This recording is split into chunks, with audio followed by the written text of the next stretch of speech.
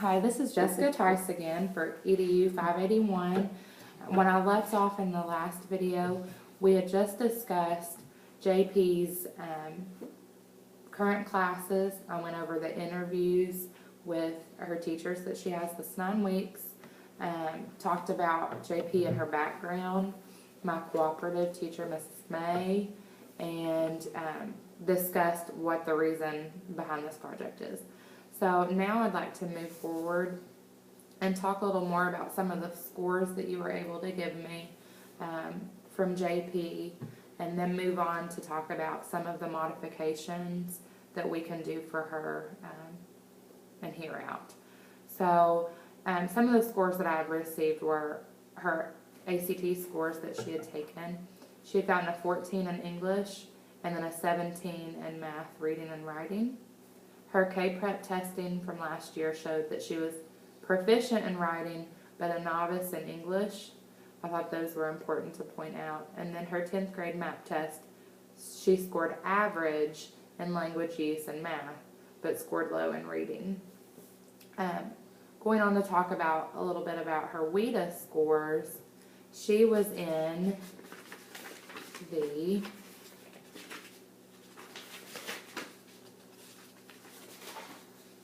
level 5 or bridging category or cluster for listening.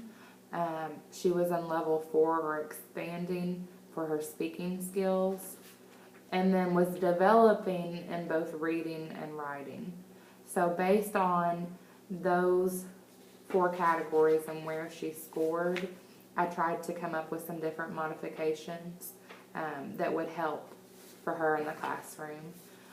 So when I talk about modification, I don't mean to come up with a new lesson plan. We're just making tweaks to the lesson plans that you and your coworkers have given me or described to me, just to make them more appropriate for an English language learner. Okay.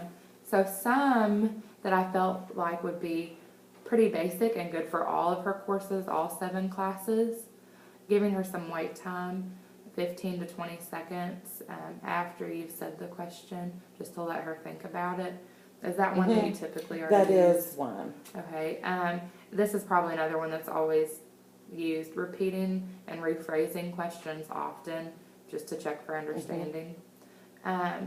Something else that I thought was important, partnering or pairing up with a capable partner.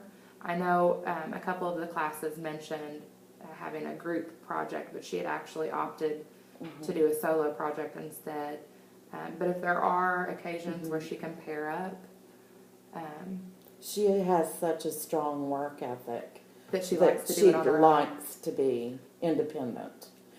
And we are one-to-one with technology, so she has her laptop that is with her all the time that she can easily translate or look up anything that she doesn't know. That is awesome. Some other things that may be helpful for all classes, making sure you write in print rather than writing in cursive. I found that out with her.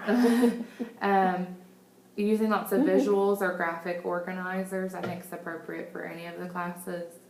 And then giving an outline or a copy of your notes that you use can also be helpful. Something else that I thought was important, just giving highlighters. And if you go through and highlight the things that are important first, or she can go through and highlight the things that are important, and that could be done in any class. Also, really picking out the important vocabulary. So if it's the health sciences class, there are certain words that she really needs to know. That teacher can go ahead and say, these are the 4 vocabulary words we're really going to focus on. Same for math. I'm sure there are various words that she needs to focus on more so than others. So the point of these assessments, is to check for her progress, and for any student that's an English language learner, you don't want to know how much they don't know. You're wanting to look at, are they making progress in an appropriate amount of time? In her project-based classes, as far as working on assessments for the fusion class and the physical education type class, some things I thought they could do give extended time, simplify those complex tasks, so maybe change a few things on their rubrics. Okay. Um, Is that like chunking? yes. Instead of 20 slides, maybe making it 15. Ignoring the spelling and grammar errors to an extent. Less focus on that and more focus on what she's able to show you that she can do. When I talk or think about the English course that she's taking, using a simplified language, giving her a word bank, simplifying instructions, oral responses would be great for her. And then again, giving extra time, and I think extra time has fallen on a lot of these. Talking about math or health sciences or PE again, using lots of pictures or diagrams to kind of help her along. Making charts that use her native language to help explain the process. If you have someone there that's able to do that, I'm sure the ESL teacher could help. That way she can connect to her prior knowledge. And then in the PE and health sciences, she can also do physical demonstrations to show that she knows. Anybody that's requiring writing could have her video record instead first and then go back and write it. Have her use a journal. Only have her summarize or retell. Do things like interview her. Let her use gestures or role play. Are there any other types of assessment modifications that you think of that you use that maybe I haven't mentioned that would also be good for her, or any other students in the room? Not in math.